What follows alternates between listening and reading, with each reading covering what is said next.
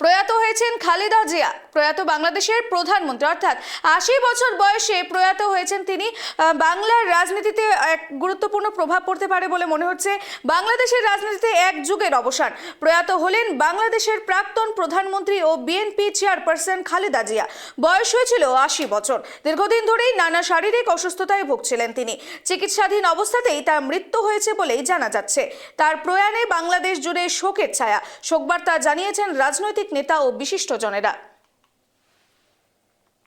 এ বিষয়ে আরো বিস্তারিত জানবো। আমাদের সঙ্গে টেলিফোন লাইনে যুক্ত হয়েছে আমার সহকর্মী সত্যজিৎ।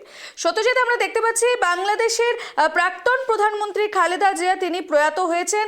তার মৃত্যুতে বাংলাদেশের রাজনীতিতে কতটা প্রভাব পড়বে?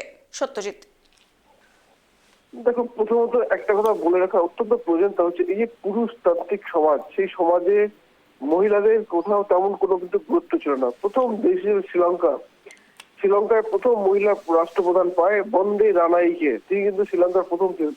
এবং এরপর যদি আমরা সারা বিশ্ব ঘুরে দেখি, বাংলাদেশ একমাত্র দেশ যেখানে দুই মহিলা রাষ্ট্রপ্রধান কয়েক দশক দেশ থেকে নেতৃত্ব দিয়েছেন। এক নম্বর খালেদা জিয়া এবং দ্বিতীয় শেখ হাসিনা।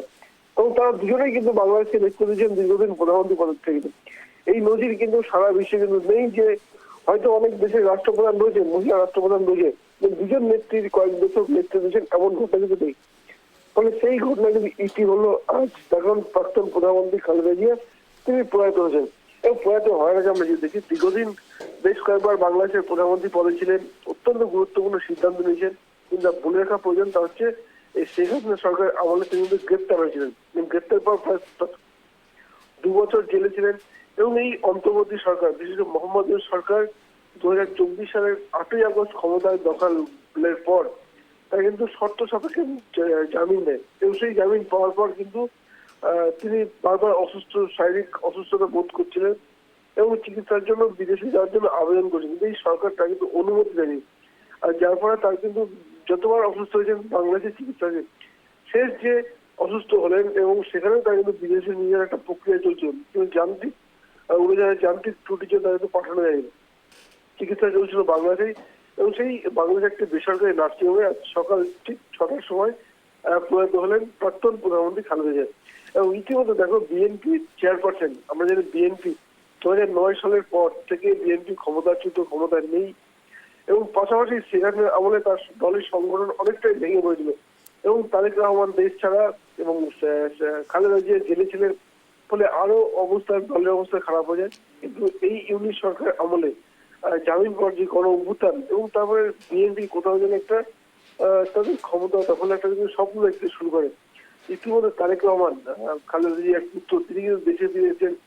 এবং ১৭ বছর পর দেশে ফেরার পর যে একটা রাজনৈতিক বাংলাদেশের সম্মানটা তাকে যে উন্মাদনা হয়েছে, সেটাও কিন্তু ব্যাপক। আর তা কিন্তু খালেদা জিয়া হয়তো দেখিয়ে দিতে পারলেন না যে তার পুত্র, তার উত্তরসূরি, তার পুত্র বাংলাদেশের রাজনীতিতে নেতৃত্ব দিয়েছেন। এবং তার সেই দেখার আগেই তিনি প্রয়াত হলেন। এবং প্রয়াত হওয়ার ফলে খালেদা জিয়ার দল বিএনপি সামনে যে নির্বাচন, বাংলাদেশের জাতীয় নির্বাচন, সেই নির্বাচনটা ধাক্কা খাবে বলার অপেক্ষা রাখে না। তিনি দেশকে নেতৃত্ব দিয়েছেন, দলকে নেতৃত্ব দিয়েছেন, তারপর অনেকটাই তাকিয়ে থাকে। কিন্তু সেই ঘটনা প্রয়াত হয়েছেন। দেখো, খালেদা জিয়া প্রয়াণে সারা বিশ্বে একটা শোকের ছায়া নেমেছে, বাংলাদেশ তো বটেই। এবং অনেক দেশের রাষ্ট্রপ্রধান গভীর শোক প্রকাশ করেছেন। এবং হয়তো সময়টা যত বাড়বে এই সংখ্যাটা আরো বাড়বে। কিন্তু যেটা গুরুত্বপূর্ণ হচ্ছে যে অস্থিরতা বাংলাদেশের সৃষ্টি হয়েছে, সেই অস্থিরতা থেকে বেরিয়ে আসার জন্য বিএনপি কিন্তু অটোমেটিক চয়েস হয়ে উঠছিল বাংলাদেশের মানুষের কাছে এবং আন্তর্জাতিক ক্ষেত্রেও। কারণ এই বিএনপি যারা একসময় উগ্র মৌলবাদে কি কিছুটা প্রশ্রয় দিলেও কখনোই কিন্তু এতটা নিচে নামিয়ে জামাত বা এনসিপি যে অবস্থা করছে। ফলে সেইভাবেই সাধারণ মানুষ চাইছিলেন কিন্তু আওয়ামী লীগ যেহেতু এই বিএনপি ক্ষমতা ছিল এবং বাংলাদেশের গণতন্ত্রটা ফিরে। কিন্তু তার আগেই ধাক্কা খেয়ে গেল বিএনপি, তাদের প্রধান খালেদা জিয়া প্রয়াত হলেন।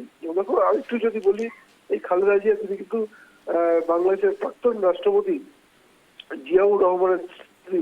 আমরা জানি বাংলাদেশের জাতির জনক যাকে বলা হয় বঙ্গবন্ধু শেখ মুজিবুর রহমান, এবং তারপরে যার অবদান ধরে নেওয়া হয় তার স্ত্রী হচ্ছে জিয়াউর রহমান এবং তার স্ত্রী খালেদা জিয়া, তিনি প্রয়াত হলেন। ফলে বাংলাদেশের একটা গভীর শোকের ছায়া নেমে যাচ্ছে। এখন দেখা যাক এই শোক কাটিয়ে আগামী যে সাধারণ নির্বাচন, সেই নির্বাচনে বাংলাদেশ বিএনপি কোনো ভালো ফল করতে পারে কিনা সেটা সবচেয়ে গুরুত্বপূর্ণ। কিন্তু যেভাবে খালেদা জিয়া, আরেকটু বলবো যে ইউনিশ সরকার তাকে হয়তো জামিন দিচ্ছে শর্ত সাপেক্ষে, হয়তো বিদেশি চিকিৎসা অনুমতি না দিলেও খালেদা জিয়ার জীবনটা আরেকটু দীর্ঘস্থায়ী হতে পারতো, সেটা হলো না। আজ সকালেই প্রয়াত হলেন বাংলাদেশের প্রাক্তন প্রধানমন্ত্রী খালেদা জিয়া। ধন্যবাদ সত্যজিৎ। আমরা যে খবরের দিকে নজর রাখছিলাম, দীর্ঘদিন ধরেই অসুস্থ ছিলেন খালেদা জিয়া। এই মুহূর্তে জানা যাচ্ছে প্রয়াত হয়েছেন তিনি। বাংলাদেশের রাজনীতিতে শোকের ছায়া। প্রয়াত হয়েছেন বাংলাদেশের প্রাক্তন প্রধানমন্ত্রী খালেদা জিয়া এবং এই নিয়ে বাংলাদেশের রাজনীতিতে যথেষ্টই প্রভাব পড়ছে। বিএনপি চেয়ারপারসন ছিলেন তিনি, বয়স হয়েছিল ৮০ বছর। দীর্ঘদিন ধরেই নানা শারীরিক অসুস্থতায় ভুগছিলেন তিনি। চিকিৎসাধীন অবস্থাতেই তার মৃত্যু হয়েছে বলে জানা গিয়েছে। তার প্রয়াণে বাংলাদেশ জুড়ে শোকের ছায়া। শোকবার্তা জানিয়েছেন রাজনৈতিক নেতা ও বিশিষ্টজনেরা।